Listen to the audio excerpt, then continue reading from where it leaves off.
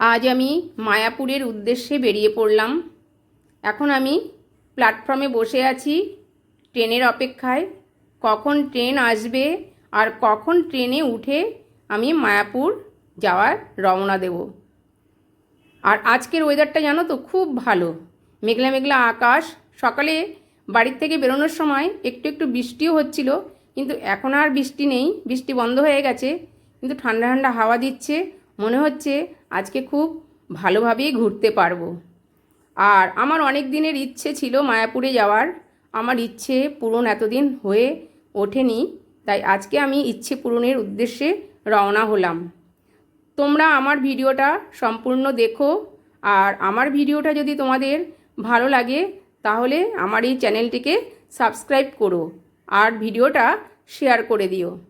দেখো আমি ট্রেনে অলরেডি উঠেই গেছি, আমি কিন্তু বসার জায়গা পেলাম না, এত ভিড়। তাই দাঁড়িয়ে দাঁড়িয়েই আমি গন্তব্যস্থলে পৌঁছে যাচ্ছি। আমার কিন্তু কোনো অসুবিধা হচ্ছে না, যত আমি সামনের দিকে এগোচ্ছি ততই আমার আনন্দ হচ্ছে যে আমি মায়াপুরের উদ্দেশ্যে রওনা হচ্ছি। আর এখন আমি হুলোর ঘাটের সামনে চলে এসেছি, এখন হুলোর ঘাট পার হব। আর নৌকোতে উঠেই পড়েছি। নৌকোতে যে এত ভিড় আর এত বড় নৌকো, কত লোক একটা নৌকোতে উঠেছে। এই নৌকোটা মানে এই নদীর চওড়া দিকটাকে পার করবে, ওপারেই হচ্ছে মায়াপুর। আর এই নদীটা দেখো কত লম্বা, লম্বায় কত বড়। আর এই নদীর জলে মাঝে মাঝে পানকৌড়িও খেলা করছে, দেখতে কিন্তু ভারী মজা লাগছে। আর ঠান্ডা ঠান্ডা ওয়েদার, মেঘলা মেঘলা আকাশ, সত্যি খুব সুন্দর লাগছে। মনে মনে আনন্দ হচ্ছে যে কখন গিয়ে আমি মায়াপুরে গিয়ে পৌঁছাবো। এই নদীটা পার না হলে তো মায়াপুর গিয়ে পৌঁছাতে পারবো না। আর এত লোক, সবাই মনে হচ্ছে মায়াপুরের উদ্দেশ্যেই যাচ্ছে, কারণ এই ঘাটটা পার হলেই মায়াপুর। আমার কিন্তু আজকে খুব আনন্দ হচ্ছে, কারণ আমি কোনো দিন মায়াপুরে যাইনি, এই প্রথম গেলাম। আর সবার মুখে শুনেছি মায়াপুর জায়গাটা নাকি খুব সুন্দর। এটা দেখো নতুন একটা মন্দির তৈরি হয়েছে, এই মন্দিরটা কিন্তু এখনও কমপ্লিট হয়নি, ইনকমপ্লিট হয়ে রয়েছে। আর এখানে গিয়ে সত্যি আমার খুব আনন্দ হচ্ছে, চারপাশটা দেখে সত্যি এত ভালো লাগছে, মনে হচ্ছে যে এই যেন কোথায় চলে এসেছি। এত সুন্দর জায়গা। আর প্রচণ্ড ভিড় হয়েছে আজকে, যেহেতু আমরা আজকে ছুটির দিনে গেছি তাই প্রচণ্ড ভিড়, তাই ভিড়ের মধ্যেও আনন্দ হচ্ছে। আর এটা দেখো কি সুন্দর জলের ফোয়ারা, এটা হচ্ছে মানে এত সুন্দর করে এরা মানে সাজিয়েছে, মনে হচ্ছে যে একটা মানে মনে হচ্ছে যেন স্বর্গে এসেছি, এত সুন্দর। তাই আমি সামনে দাঁড়িয়ে একটা ছবিও তুলে নিলাম। এখানে হচ্ছে প্রভুপাদের বিশাল একটা মন্দির রয়েছে, আমরা ওই মন্দিরের ভেতরে ঢুকলাম, কিন্তু ভেতরে কিন্তু মোবাইল নিয়ে যাওয়া যাবে না। প্রথমে আমরা মোবাইল নিয়ে ঢুকে গেছিলাম, তারপরে আমাদেরকে রাস্তায় আটকে দিয়েছে। তারপরে আমরা আবার মোবাইল জমা দিলাম, জমা দিয়ে ভেতরে প্রবেশ করলাম। আর বাইরের পরিবেশটা দেখো কত সুন্দর, সবুজে সবুজে ভরা, আর নানা রঙের ফুল, যেই ফুলের নাম হয়তো আমি এখনও জানি না। আর প্রভুপাদের মন্দিরের ভেতরে এত সুন্দর প্রভুপাদের মূর্তিটাকে মানে সুন্দর করে যে সাজিয়ে রেখেছে। প্রভুপাদ পৃথিবীর কোন কোন জায়গায় গিয়ে কৃষ্ণ নাম প্রচার করেছে সেগুলো মিউজিয়ামের মাধ্যমে ওখানে দেখানো হয়েছে, সেগুলোও দেখলাম। সত্যি দেখে তো মন ভরে গেল। আর চারদিক ঘুরে ঘুরে ঘুরে ঘুরে বেড়াচ্ছি, কারণ দেখতেই যখন এসেছি বলো, তাহলে সুন্দর করে মন ভরে দেখে নিই। এত আনন্দ উপভোগ করেছি না মায়াপুরে এসে। সত্যি সবাই যে বলে না মায়াপুরে গেলে পরে আর আসতে ইচ্ছা করে না, সেটা হয়তো আমার মধ্যেও সেই উপলব্ধিটা হয়েছে, মনে হচ্ছে এখানেই থেকে যাই। দেখো কত সুন্দর ফুল দিয়ে সাজানো ভেতরের বাগান, এত সুন্দর ওরা মেনটেন করে রাখে যে দেখে মন ভরে যায়। প্রকৃতিকে দেখতে তো সবারই ভালো লাগে, সবুজ প্রকৃতি সবার মন কেড়ে নেয়, তাই আমারও মন কেড়ে নিয়েছে। নানান রঙের ফুল, মনে হচ্ছে যে এ যেন কোথায় চলে আসলাম।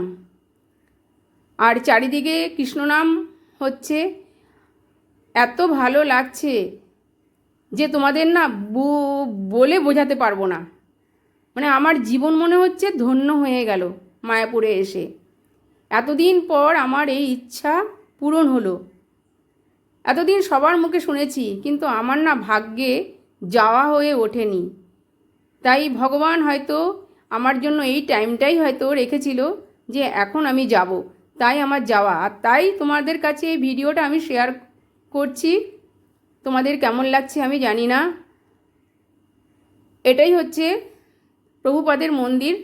মন্দিরের সামনেটা তো সত্যি খুব সুন্দর। আর কত লোক, আর এই পাশে দেখো কত দোকান। সেই দোকানে গিয়েও আমি সমস্ত মানে পছন্দ করছি কি কিনবো কি কিনবো না। আর এসেছি যখন, খালি হাতে কি বাড়িতে যাব বলো? কারোর জন্য তো কিছু না কিছু তো একটু নেবই। আর এই জায়গাটা দেখো, তোমাদের এখন যেই জায়গাটা দেখাচ্ছি এই জায়গাটা কিন্তু খুব সুন্দর। এই জায়গা সোজা ধরে চলে গেলে পরে সেই রাধাকৃষ্ণের মন্দির। সেই মন্দিরে গেলে তো আর মানে আসতেই ইচ্ছা করছিল না, যে মনে হচ্ছে এখানেই বসে থাকি। এত সুন্দর তাদের রূপ। আমরা তাদের পুজোটাও দেখলাম, আমরা ভোগ আরতিও দেখলাম। তারপরে আমরা এই দোকানের সামনে চলে এসেছি। এখন আমি পছন্দ করছি, দেখি কি কেনা যায়। পছন্দ করতে তো অসুবিধা নেই, সব দোকান আমি একটুখানি ঘুরে ঘুরে দেখছি। আর কিনতে তো আমার খুবই ভালো লাগে। বাড়ির সবার জন্য যদি দু একটা করে জিনিস কিনে নিয়ে যাই তাহলে তারাও খুশি হবে, আমারও মন ভালো লাগবে। কারণ আমি বাইরে এসেছি, এখানকার স্মৃতি যদি আমি কিছু একটা নিয়ে যাই তাও তো আমি বলতে পারবো যে না, এটা মায়াপুরের জিনিস, মায়াপুর থেকে নিয়ে এসেছি। আর এটা দেখো গৌড়ীয় মঠ। মায়াপুর থেকে মন্দির থেকে বেরিয়ে আমরা আবার এই মঠের মধ্যেও ঢুকে পড়লাম। আর এই মঠটা তো এত সুন্দর ভেতরের পরিবেশ। আর এই মঠের দেয়ালের গায়ে নারায়ণের 10 অবতারের মূর্তি এত সুন্দর করে মানে খোদাই করে রেখেছে যে এটা দেখতে আর বুঝতেও অনেক সময় লাগবে। নারায়ণ 10 অবতারে এসে কি কি করেছে সেটা ভালোভাবে ওখানে দেখানো হয়েছে, আর সেটা বুঝতেও আমাদের একটুখানি সময় লাগবে। আর এর গৌড়ীয় মঠের মধ্যে একটা তুলসী মঞ্চ আছে, জানো তো? তুলসী মঞ্চটা না বিশাল বড় তুলসী মঞ্চ। আমার চোখে এতদিন এত বড় তুলসী মঞ্চ কিন্তু আমার চোখে পড়েনি। দেখো তোমাদেরকে দেখাচ্ছি। এই দেখো নারায়ণের 10 অবতারের যে ঘটনাগুলো রয়েছে তার নিচেই কিন্তু রয়েছে তুলসী মঞ্চটা। আর এই মঞ্চের মধ্যে ছোট বড় অনেক তুলসী গাছ রয়েছে। দেখেও সত্যি ভালো লাগে যে সত্যি তো এ কোথায় এসেছি, এত সুন্দর দৃশ্য দেখতে পারবো, এত সুন্দর পরিবেশের মধ্যে নিজেকে উপভোগ করতে পারবো। মানে সেটা আর তোমাদেরকে না আমি ভাষায় প্রকাশ করতে পারছি না, এত ভালো লাগছে। আর আমি একটু তুলসী মঞ্চটাও একটুখানি প্রদক্ষিণও করে নিলাম। সত্যি এখানে এসেছি আর তুলসী মহারানীকে প্রদক্ষিণ করব না তা কি কখনো হয়? আর তোমরা এই ছবিগুলো হয়তো দেখতেও পাচ্ছ, দেখো ছবিতে তো পুরোটা বোঝানো যাচ্ছে না, সামনে গিয়ে না দেখলে পরে এটা বোঝা যায় না। তাই তোমাদেরকে আমি আর এর থেকে বেশি করে বোঝাতে আর পারছি না। সত্যি এত সুন্দর পরিবেশের মধ্যে এসে গেছি।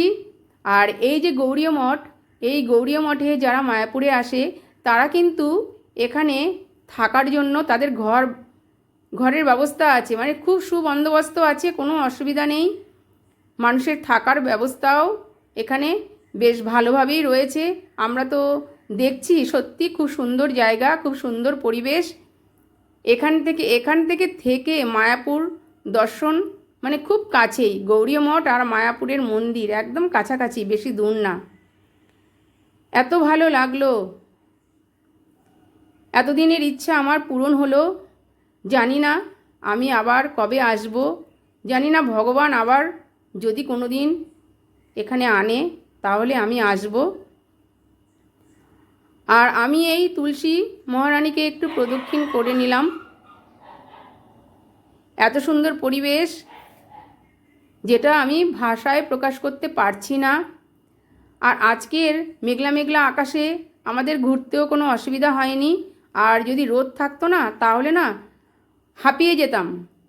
রোদের মধ্যে হয়তো এত এত হেঁটেছি, এই হাঁটা পথে আর মানে ঘুরে বেড়াতে পারতাম না। তাই আমাদের সব দিক দিকেই ভাগ্য ভালো। আর দেখো এখানে নারায়ণের দুটো মূর্তি রয়েছে, মনে হচ্ছে কি ভগবান সত্যি এখানে দাঁড়িয়ে আছে। দেখে এতই ভালো লাগলো, আমিও একটু প্রণাম করে নিলাম। এত সুন্দর মূর্তি দুটো করেছে, মনে হচ্ছে কি সত্যি ভগবান নারায়ণ এখানে দাঁড়িয়ে আছে। তাই গৌড়ীয় মঠে তোমরা যদি আসো তাহলে গৌড়ীয় মঠ দেখে যেও। গৌড়ীয় মঠের দৃশ্য কিন্তু কম কিছুতে যায় না, সত্যি দেখার মতন জায়গা। আর সামনের গেটটা খুবই বড়, গেটটা দেখেও মনে হচ্ছে যে না ভেতরের পরিবেশ হয়তো খুবই সুন্দর হবে। তাই গৌড়ীয় মঠ থেকে আমরা ঘুরে টুরে আবার বেরিয়ে গেলাম। জানি না আবার কবে সুযোগ হবে আমার।